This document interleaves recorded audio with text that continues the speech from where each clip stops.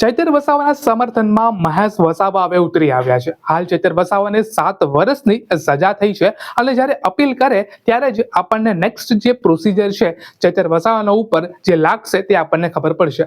હવે જે અપીલનો સમયગાળો છે તે 1 મહિનાની આડેગાળે હોઈ શકે. હવે આમ આદમી પાર્ટીની જે લીગલ ટીમ છે એના ઉપર ડિપેન્ડ રહેશે કે અપીલ જે છે તેઓ કયા દિવસે કરે છે. હવે મોટો સૌથી પહેલા સમાચારમાં એ આવે છે અત્યારે કે ભાઈ આમ આદમી પાર્ટી હોય કે પછી કોંગ્રેસ પાર્ટીના જે નેતા હોય તે બંને જ ચૈતર વસાવાના પક્ષમાં અત્યારે ઊભા છે. અને હાલ એવું અત્યારે કહેવામાં આવે છે કે ચૈતર વસાવા જે છે આવનારા દિવસોની અંદર તેઓ ભારતીય જનતા પાર્ટીમાં જોડાશે. પરંતુ અમુક લોકો એમ પણ કહે છે કે ભારતીય જનતા પાર્ટી નહીં પરંતુ ભારતીય આદિવાસી પાર્ટીમાં આ લોકો ચૈતર વસાવા જે છે તે જોડાવાના છે. હવે જોવાનું રહેશે કે ચૈતર વસાવા કઈ પાર્ટીમાં રહે છે કે પછી ભારતીય જનતા પાર્ટીમાં જાય છે. માન્ય છોટુભાઈ વસાવા એમની સાથે અમારે વાતચીત થઈ હતી ગાંધીનગરથી શંકરસિંહ બાપુ સાથે, અને એક સંકલન મિટિંગનું અહીંયા આયોજન કર્યું હતું વ્હાઇટ હાઉસ સાથે. છોટુભાઈ વસાવાની સાહેબની તબિયત નાતંદુરસ્તને કારણે એ આજે પોતે હાજર નથી રહી શક્યા, પણ આ આખા ગુજરાતની અંદરથી જે યુવા લોકોને આજે બોલાવવામાં આવ્યા હતા એની અંદર ઘણા બધા મુદ્દાઓ હતા. માજી મુખ્યમંત્રીશ્રીએ પોતાના ભાષણમાં અને ઇન્ટરવ્યૂમાં પણ એમાં કીધું છે. તો અમે આ એક કોલ ગુજરાતની અંદર આપ્યો છે કે આવનારા સમયની અંદર ગુજરાતમાં પરિવર્તન આવે અને ખાસ કરીને ગુજરાતના લોકોને શિક્ષણ, રોજગારી, સિંચાઈ અને ભીલ પ્રદેશ અલગ મળે એ જાતની આ આખી એક ચર્ચા હતી. અને એની અંદર શંકરસિંહ બાપુએ બધાએ કીધું છે. પણ ખાસ તો આજનો જે પ્રોગ્રામ હતો એટલો મતલબ યુવાનોને ઉત્સાહ અમે સોશિયલ મીડિયા પર મૂકેલા હતા. એના સોશિયલ મીડિયા પ્લેટફોર્મ પર અમારા મુદ્દાઓ મૂક્યા હતા ને એને વાંચીને આજે યુવાનો સ્વયંભૂ બધા આવ્યા છે. એ બદલ એ બધાનો ખૂબ ખૂબ આભાર. અને સાથે સાથે અમારી જે ડિમાન્ડ છે, છોટુભાઈ વસાવા વર્ષોથી એક આદિવાસી મસીહા તરીકે એમણે જે કામ કર્યું છે જળ, જમીન, જંગલો માટે, ભવિષ્યમાં બિરસા દાદા પણ ભૂતકાળમાં લડ્યા છે અને ભવિષ્યની અંદર છોટુભાઈ વસાવા પણ આજે લડે છે. તો એ લડત આગળ કેવી રીતે લઈ જાય. 1995ની અંદર માન્ય શંકરસિંહ બાપુ જ્યારે મુખ્યમંત્રી હતા ત્યારે છોટુભાઈ વસાવા પણ એમની સાથે ધારાસભ્ય તરીકે હતા અને ગુજરાત પેટર્ન તરીકે પહેલાં મહારાષ્ટ્ર પેટર્નથી એ આખું મોડલ ઉઠાવીને ગુજરાત પેટર્ન લાગુ કરાવી. શંકરસિંહ બાપુએ 1997ની અંદર લાગુ કરી અને સમગ્ર ગુજરાતની અંદર અત્યારે કરોડો રૂપિયાનું 15,000 કરોડ રૂપિયાનું ટ્રાઇબલનું બજેટ આટલા વર્ષોથી આવે છે અને દરેક પંચાયતોને, દરેક તાલુકા પંચાયત, જિલ્લા પંચાયત, ગ્રામ પંચાયતોને મળે છે અને એનાથી ઘણો આજે વિકાસ થાય છે. અને એ લડતને આગળ લઈ જાય. શિડ્યુલ 5, શિડ્યુલ 6, પૈસા 1 અને આવનારા સમયની અંદર રૂઢિગત ગ્રામ સભાઓ મારફતે પણ જે ટ્રાઇબલની અંદર જે ખનિજોની જે લૂંટ ચાલી રહી છે, ખનિજો હોય, પાણી હોય, જંગલ હોય, રેતી હોય, પથ્થર હોય, સિલિકા હોય, એ ટ્રાઇબલને કોઈ એ પોતે માલિક છે, આદિવાસી માલિક હોવા છતાં બી આજે એનો ખનિજ બીજા લોકો લૂંટીને લઈ જાય છે. આજે આ લોકો એની અંદર મજૂરી કરે છે. તો એમની આ અમારી મુદ્દાસર લડત રહેશે.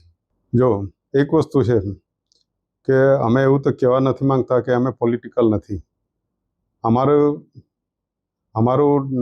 એ જ લોહી જ અમારું પોલિટિકલ છે પહેલેથી, બરાબર છે. માન્ય અમારા મોહન નરસિંહ વસાવા, છોટુભાઈના સસરા, 1952માં ફર્સ્ટ ટાઈમ ઇલેક્શન થયું જ્યારે ગુજરાત દેશ આઝાદ થયો 1947માં, અને જ્યારે સંવિધાન 50માં લાગુ થયા પછી ઇલેક્શન જે ફર્સ્ટ ટાઈમ થયા ત્યારે બોમ્બે શહેરના ધારાસભ્ય હતા ના એ પણ આ છોટુભાઈ જે લડતા હતા જળ, જમીન, જંગલ, બિરસા દાદા એ માટે એ જમીનદારો સામે અહીં ગાડી લડ્યા ને એ જ જમીનદારોએ એમનું મર્ડર કરવામાં આવ્યું. મર્ડર એવું કરવામાં આવ્યું કે એને માથાથી ધડ અલગ કરી નાખ્યું. એનો એક સાથી મિત્ર હતો, એને બી કાનમાં ભાલો મારીને માર નાખ્યો. છોટુભાઈ તલાટીની નોકરી કરતા હતા.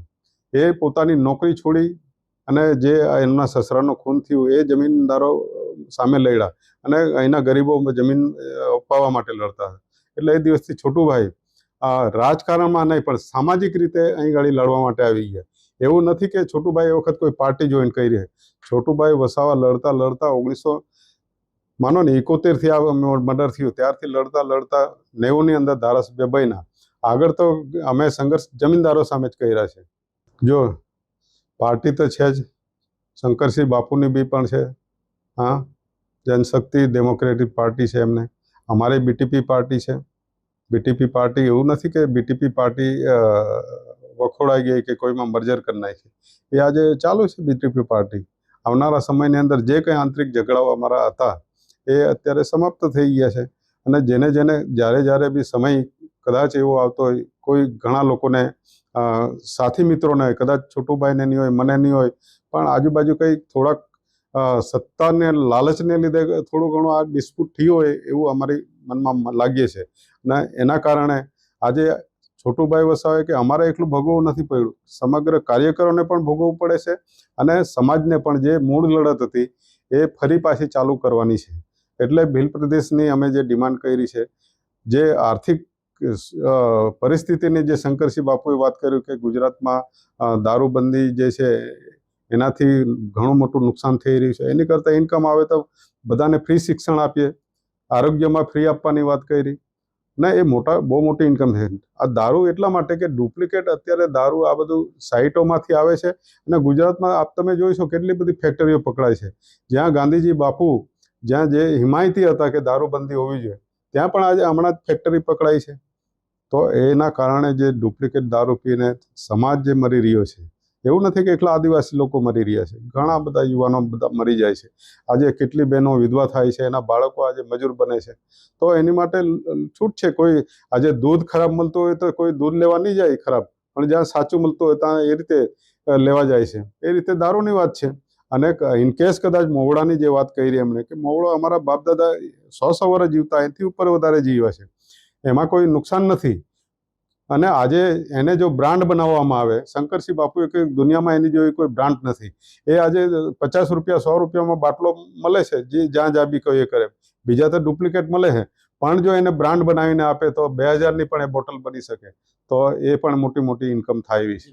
જો ચૈતરભાઈ બી અમારી સાથે જ હતા.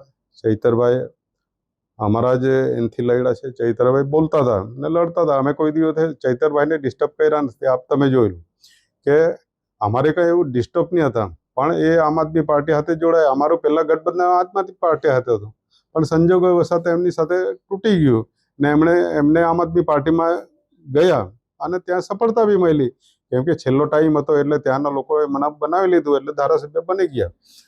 પણ એમણે જે લડત ચલાવી એમાં કંઈ વાંધો નથી. એ લડતા અમે કોઈ દિવસે એમની માટે અવરોધ પણ નથી કર્યો.